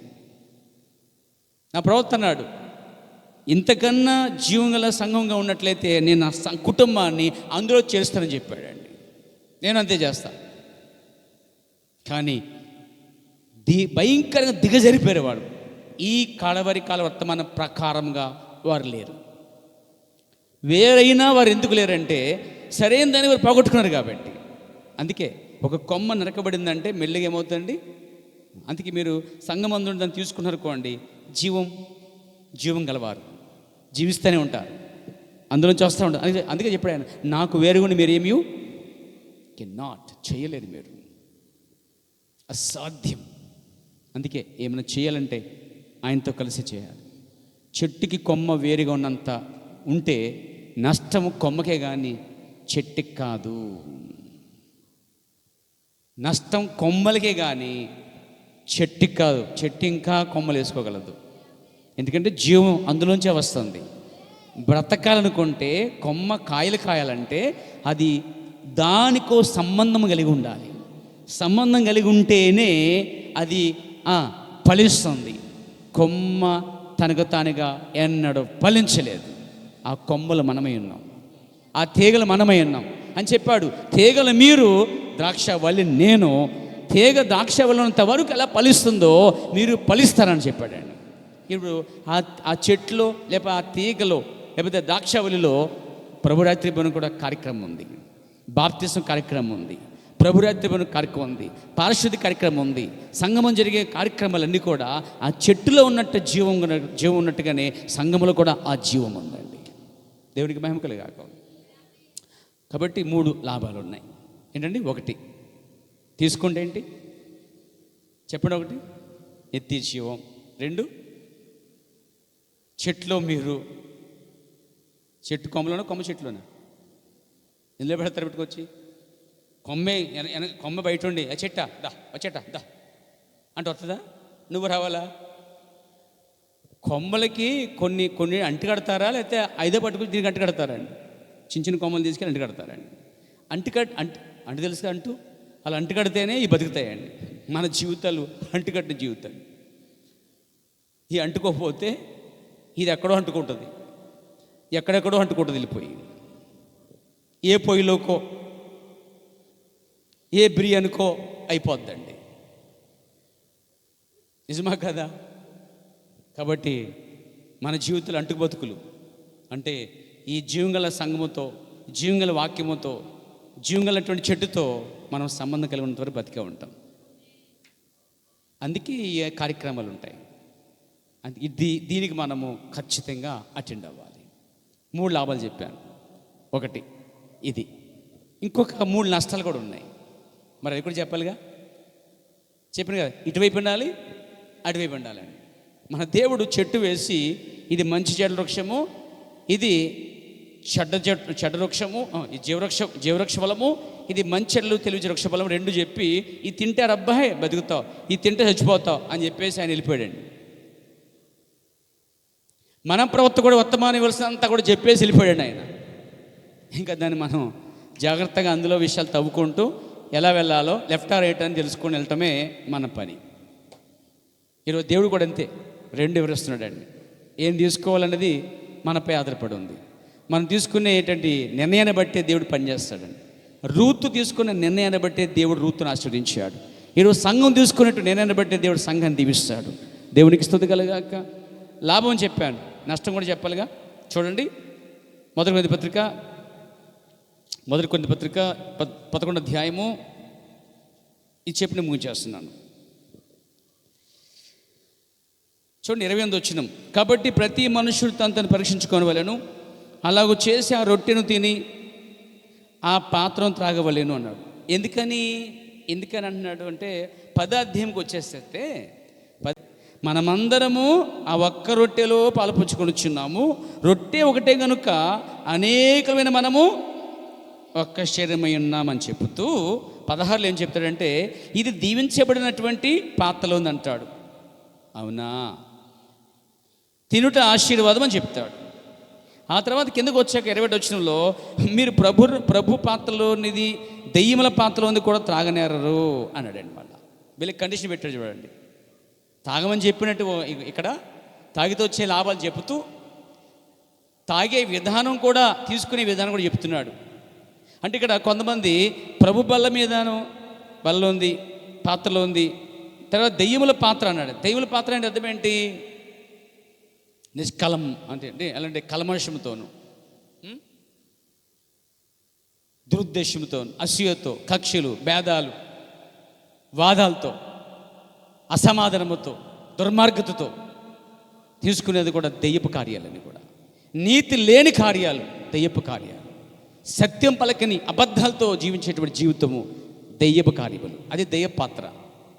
కాబట్టి ప్రభు పాత్రలో ఉంది మరియు దెయ్య పాత్రలో ఉంది. మీరు తాగనేరరు. తాగితే దెయ్యాల పాత్రలు తాగొచ్చు, లేదంటే ప్రభు యొక్క పాత్రను త్రాగవచ్చు అని చెబుతూ, ఇలా తీసుకుంటే లాభం, అలా తీసుకెళ్తే లాభం చెబుతూ 28 వచ్చేసరికి ప్రతివాడు పరీక్షించుకుని దాన్ని తినవలను, తాగవలను అని చెబుతూ 29లో ప్రభు శరీరమని వివేచింపక తిను త్రాగవాడు తనకు శిక్ష విధి, మీరు తినేది ప్రభు శరీరమని వివేచించండి. బ్రేక్ఫాస్ట్ కాదండి. చాలామంది కొన్ని సంఘాల్లో చుట్ట కాల్చుకుంటూ వచ్చి పక్కనే కిటికీలో తినేస్తారని ఉన్నాడు. కొంతమంది అక్కడే దెబ్బలాడుకుంటూ ఇక్కడికి వచ్చి ప్రార్థన చేసుకుని తినేస్తారండి. ఇంట్లో భార్య భర్తలు కొట్టుకుని ఇక్కడికి వచ్చి మెక్కి తినేస్తారండి. అది ప్రభు బల్ల కాదు, అది దెయ్యాల బల్ల. లోక సంబంధంగా చాలా చోట్లలోంచి చాలా చోట్లతో రాజీ పడిపోయి ప్రత్యేకత ఏమీ లేకుండా, అంటే సెపరేషన్, ప్రత్యేకించబడిన జీవితమే కొంచెమైనా 100 కనీసం 50%, 60%, 70%, కనీసం 80% లేకుండా అలా జీవిస్తూ అందరితోనూ కలిసిపోయి అన్నింటిలో ఉండిపోయి కలగొలపగా ఉంటూ అన్ని పండుగలు చేసుకుంటూ అన్ని కార్యక్రమం పాల్గొంటూ ఈ బల్లను తీసుకుంటానికి వీల్లేదు. దీన్ని తీసుకునేవారు ప్రత్యేకించబడాలి, బూతులు మానేయాలి. ప్రభు రాత్రి భోజనం తీసుకునేవారు ద్రాక్షారసం అంటే మద్యము తాగటం మానేయాలి, చుట్టా బీడీ సిగరెట్ మానేయాలి, సినిమాను మానేయాలి, పోకిరి ఆటలు మానేయాలి, అబద్ధాలు మానేయాలి, సీరియల్ మానేయాలి, అలంకరణ మానేయాలి, వాక్య విరుద్ధమైన ప్రతి కార్యాన్ని విడిచిపెట్టాలి. సంఘశాఖలో రొట్టిస్తారు, రక్షణిస్తారు. అయ్యగారు మందేసి మందుతో కూడా తాగేస్తారు. కొంచెం అట్ట ఊగుతూ తాగేసేవాళ్ళు కూడా ఉన్నారండి. పాస్టర్ గారు ఇవ్వండి, ఈ టైప్ కూడా ఉన్నారండి. ఊగుతూ తినేవాళ్ళు, ఊగుతూ తాగేవాళ్ళు, సంఘాన్ని ఊగుతూ వచ్చేవాళ్ళు, ఊగుతూ వెళ్ళిపోయేవాళ్ళు చాలామంది ఉంటారండి. కానీ ఇది పవిత్రమైన కార్యం, ఇది అపవిత్రపరచకూడదు. దాని కొరకు మనం పవిత్రంగా మార్చబడాలి. దేవునికి స్తుతి కలుగాక. ముగించింది మాట చెప్తాను పేర. ఆ 3 నష్టాలు చూడండి. 30 వచనం. ఇందువలనే మీలో అనేకులు, ఎందువలన ఇది ప్రభు శరీరమని వివేచింపక, తాము పరీక్షించుకోక, ఇదిగో నిందా చెప్పినట్టుగా అన్నిటిలో ఉండి, అందరిలో ఉండి, అన్ని కాళ్ళు చేసుకుంటూ లోక సంబంధంగా జీవిస్తూ తినేస్తుంటే వివేచించలేకుండా వింటున్నారండి. ఒక పాస్టర్ గారు రోజున ఏంటంటే ఒక అమ్మాయిని 2 అమ్మాయిలు కలిపాడట. మీరు సమాధానంగా ఉండండి, రొట్టె తీసుకోండి అన్నాడట. అలాగే అయ్యగారండి అన్నారంటండి. అయిపోయాక వీళ్ళిద్దరూ పక్క పక్కన మాట్లాడుకుంటుంటే ఒక ఆవిడ వచ్చి ఏంటి కలిసిపోయారా అందంటండి. పక్క పిలిచి ఒక దాన్ని ప్రత్యేకంగా పిలిచి అదందంట, ఎక్కడ కలిసిపోయాం, పాస్టర్ గారు కలిపాడు మమ్మల్ని కాబట్టి కలిసాం, దాని గురించి చూస్తాను, టైం వస్తే అప్పుడు చూస్తాం దాని పని అంటుందంటండి. అందుముందు ఏం తినేసిందండి? రొట్టె తినేసింది. జీవితం మారిందంటే పైగా పాస్టర్ కోసం కలుస్తున్నాడు కానీ లేకపోతేనా పాస్టర్ ముఖం చూసి ఆగిపోయాడు. అవును మరి, ఆయన ముఖం చూసి ఆగిపోతున్నావు. ఇంకొక ఆయన ఉన్నాడు, ఆయన సంగతి ఏంటో ఆయన చూడండి, ఆయన సంగతి. ఈయన మోసం చేయొచ్చు, నువ్వు ఆయన మోసం చేయలేవుగా. నేను మిమ్మల్ని మోసం చేయొచ్చు, కానీ నేను ఆయన మోసం చేయలేనుగా. ఒక్క రోజున ఈ స్క్రీన్ పైన ఎలా కనబడుతుందో మనకి, మన కార్యాన్ని కనబడతాయి. టైం వస్తుంది, అప్పుడు దాకా ఎవరికి తృప్తించే అవసరం లేదు. ఎవడ భయం పడుకుంటే చాలు. దేవునికి స్తుతి కలుగాలి. మా లెక్క చెప్పాల్సింది అమ్మకో, నాన్నకో, చెల్లుకో, తమ్ముడికో, అక్కకో, లేకపోతే ఎవడికో, వాడుకో, వీరికో వాడుకో కాదు, కానీ ఒక అసలైన ఆయనకి మనం లెక్క చెప్పాలి. అది ప్రభువైన యేసుక్రీస్తునే. అంత్య దినం మనం ప్రత్యక్షమైనప్పుడు, ఆ మహాదినం సమయంలో ఆ న్యాయపీఠ మీద నిలబడే సమయం, విమర్శించే దినం రాబోతుంది. అక్కడ లంచం పుచ్చుకునేవాడు ఆయన కాడు, న్యాయం తిప్పేవాడు అన్యాయంగా మార్చేవాడు కాదు, ఆయన న్యాయాధిపతి. ఆయనకి లెక్క చెప్పాలండి. వీళ్ళు ఎవరండి? లంచగొడ్లు. వీళ్ళు డబ్బులు తీసుకొని మనుషుల మాటలు విని ఒక చెవి విని తీర్పు చేసేయండి. ఈ తీర్పు వాళ్ళకి దేవుడు తీర్పు తెచ్చే హక్కు ఎవ్వరికి ఇవ్వలేదు. అందుకే దేవుడు అంట ఏ సంఘము ద్వారా తీర్పు తెచ్చాడంటండి ఆయన. ఎందుకంటే పర్వతం అంటాడు, ఒకవేళ రోమన్ క్యాథలిక్ ద్వారా తీరిస్తే పెంతెకోస్తలకు అన్యాయం జరిగిద్దంట, పెంతెకోస్తల ద్వారా తీరిస్తే బాప్టిస్ట్ మెథడిస్ట్ అనే సంఘాలకి అన్యాయం జరిగిద్దంట. ఎందుకంటే సంఘము ద్వారా తీరిస్తే వారి సంఘం కోసం ఆడుకుంటారు, వాళ్ళు ఇంకో సంఘాన్ని తోసేస్తారు. అందుకే దేవుడు ఏ సంఘం ద్వారా తీర్చాడండి? దేవుడు తన వాక్యము ద్వారా, బైబిల్ ద్వారా మేనే టెకేల్ ఓ పార్సన్ తూచేదే ప్రతి సంఘాన్ని, ప్రతి పాస్టర్ని, ప్రతి విశ్వాసని, ప్రతి పెద్దని, ప్రతి విశ్వాసని తూచేవాడు వాక్యముతో తూచువాడు. అందుకే మన వాక్యం దగ్గరగా ఉన్నామనుకోండి, ఆ పక్క వాక్యం వేసిన సరిగ్గా వస్తాం, దగ్గరలో అనుకోండి తుష్టి వెళ్ళిపోతాం. అందుకే బాబు వాక్యంతో ఉండండి, నిలబడండి, వాక్యమే నమ్మండి, మనుషుల మీద ఆధారపడకండి, వాక్యం మీద ఆధారపడని చెప్పేది. అందుకే హల్లెలూయా. నిజమేనండి. చూడండి అక్కడ ఏం చూస్తాం, ఎందుకు చెప్పాడు ఆయన? ప్రభురాత్రి భవనం తీసుకునే విధానం అది. అలా కాకుండా ఎలా పడితే తీసుకుంటే, నేను పాస్టర్ ముఖం చూసి చేలు కలిపాను అని అంటే, నీ అంతరంగంలో దేవుడు నీ అంతరంగం చూస్తున్నాడు. అప్పుడు దేవుడు క్షమిస్తాడా? కాబట్టి చాలామంది సంఘాల్లో సరైన మారుమనసు లేకుండా, ప్రేమ, ఐక్యత, తగ్గింపు లేకుండా భేదాలతో దాన్ని తీసుకోవద్దని పౌలు చెప్తున్నాడు. అందుకనే మీరు భేదాలతోనూ కక్షలతోనూ మరి ఇలాంటి విధంగా వాదాలతో దీన్ని తీసుకోవద్దు అని చెప్తా ఉన్నాడు పౌలు గారు. అలా లేకుండా నిష్కపట హృదయముతో దాన్ని పుచ్చుకోవాలంటండి. అసలు ఆది అపోస్తులు ఎలా పుచ్చుకున్నారంటండి? నిష్కపటమైన హృదయముతో ఆహారం పుచ్చుకొనుచు ఉన్నారట. ప్రతి ఇంటంటే వారు రొట్టె రాక్షసము రుచినట్టుగా రాయబడిందండి. అలా ఏకాత్మ రొట్టె బట్టి మనందరం ఒకటే ఉండి ఏకాత్మ, ఏక ప్రేమ, ఏక మనసు గలవరమే, ఒక కుటుంబస్తులుగాను, ఒక సంఘ బిడ్డలుగాను, మరి ఒక కాపరి కింద ఉన్నటువంటి విశ్వాసులుగాను, మరి సంఘక్రమాన్ని గౌరవించేవారు గాను, ప్రేమించేవారు గాను, అంతకన్నా ప్రవర్తత్వం మనల్ని గౌరవించి లోబడేవారు గాను, ఒక కుటుంబ ఐక్యతగా దాన్ని తీసుకోవాలి. అలా కాకుండా బయట చెప్పినట్టుగా మనం తీసుకోగలిగితే తీసుకుంటూ వచ్చే నష్టాలు ఇవి చూడండి. ఒకటి 30 వచనంలో, ఇందువల్లనే మీలో అనేకులు బలహీనులు. ప్రభురాత్మని తీసుకున్న తర్వాత బలహీనపరచబడతాం, తీసుకుంటుంది. తర్వాత రెండోది రోగులే ఉంటారట. మూడోది నిద్రిస్తారట అండి. స్టెప్ బై స్టెప్ అండి ఇది. నువ్వు సరి లేకుండా తీసుకుంటే బలహీనత ఏర్పడుతుంది ముందు. నువ్వు సరి లేకుండా తీసుకుంటే రోగం ఎట్టక్క అవుతుంది, రోగం వస్తుంది. నువ్వు సరి లేకుండా తీసుకుంటే తర్వాత మూడో స్టెప్ ఏంటంటే భూమి నుంచి తీసేస్తాడట, నిద్రిస్తావు అన్నాడండి. అంటే ముందు నీకేమిస్తాడంటే ఫస్ట్ డోసు. బలహీనంగా ఉందంటే అన్నీ అమ్మ, బలహీనంగా ఉందంటే ప్రభువా ఎక్కడో తేడా ఉంది ప్రభువా, నా బాడీలో ఎక్కడో సరిగా లేదు, ఏదో పాటు తేడాగా క్యాకేసి ఉంటుంది, తేడాగా ఉంది అని చెప్పి అక్కడ వెంటనే ఏం చేయాలంటే ఆ బాడీలో చెప్తున్న సంకేతాలను బట్టి దేవుని దగ్గరికి వచ్చి ఒప్పుకోవాలి. రెండోది స్టెప్, రెండో డోస్ ఏంటి? ఇంకేమున్నాయి? రకరకాలు ఉంటాయి, దాన్ని చూసుకోవాలి. వెంటనే మళ్ళా నువ్వు వెతుక్కోవాల్సిందే. ఎక్కడ? ఎంతసేపు ఇతర తప్పులు కాదు కానీ నీ తప్పును వెతుక్కోవాలి ఫస్ట్. ఒకడు ఉంటాడు ఎంతసేపు వాడి తప్పులు, వీళ్ళ తప్పులు, వాళ్ళ తప్పులు, వాడు మహాపరిశుద్ధుడు అన్నట్టు. ఎవడు పరిశుద్ధి కాదు, అందరూ పాపులే. పాపము రక్షించబడిన కృపద రక్షించబడిన పాపులమై ఉన్నామండి మనం. పాపములే కానీ కృపద రక్షించబడిన పాపులం. అది గుర్తుపడితే ఇంకొకటి ఎవడు కూడా అది తక్కువ ఇది తక్కువ అని అన్నాం మనం. ఎందుకంటే మనకే దిక్కులేదురా బాబు అంటే ఇంకోటి ఏమిటి అంటాం మనం. ఎందుకంటాం? మనిషికి తనకే దిక్కులేనప్పుడు ఇంకో వ్యక్తిని నిందించడం, అవమానపరచడం, లేకపోతే వాడికి మీద హెచ్చించుకోవడం అనేది ఎందుకు? వేస్ట్. దానివల్ల ప్రయోజనం ఏం లేదు, యూస్ లేదు.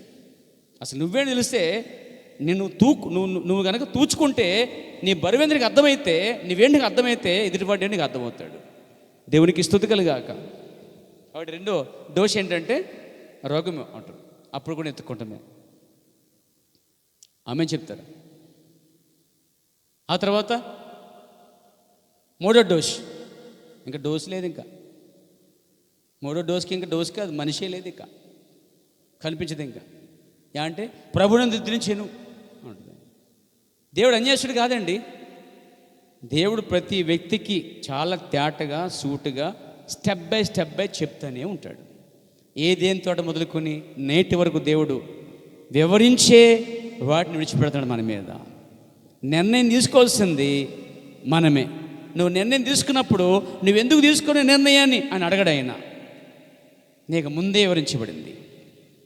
కాబట్టి ప్రభురాత్రి భవనాన్ని తీసుకునే విధానము ఎందుకు తీసుకోవాలో, ఎప్పుడు తీసుకోవాలో, ఎలా తీసుకోవాలో, ఎలా తీసుకోకూడదు, తీసుకుంటే వచ్చే లాభాలు ఏమిటో 3, తీసుకోకపోతే సరి లేకుండా తీసుకుంటే వచ్చే నష్టాలు 3 ఏమిటో, ఈ విషయాలన్నీ కూడా మీకు చెప్పడం జరిగిందండి. దేవుని మహిమ కలుగాక. ఇందులో మీకు ఏ మరుగులేదు, సంస్థను కూడా మీకు చెప్పడం జరిగింది. కాబట్టి ఈ విధంగా మీరు నిర్ణయం తీసుకోవాలి. కాబట్టి ప్రార్థన చేసుకోవాలి. తీసుకునే విధానం సరి చేసుకోకుండా తీసుకుంటే విధానము మనం నష్టపోతాం. అయితే నష్టపోవటానికి ఇష్టపడొద్దు, కానీ తీసుకుంటానికే తగ్గించుకొని సరి చేసుకొని తీసుకుంటానికే బల వద్దకు రావాలి తప్ప రాజీ పడిపోయి నేను సరిలేదు అని చెప్పి దాన్ని దూరంగా పారిపోవటం, లేకపోతే ప్రభుత్వాన్ని ఈ విడిచిపెట్టి వచ్చిన దిద్దుకొని బాగున్నాక తీసుకోవడం అనుకుంటాం. కానీ సాతాను బయటే ఉన్నాడు, వాడిని విడిచిపెట్టడండి. అందుకని సమయం ఉండగానే ఇల్లు చక్కబెట్టుకోవాలి.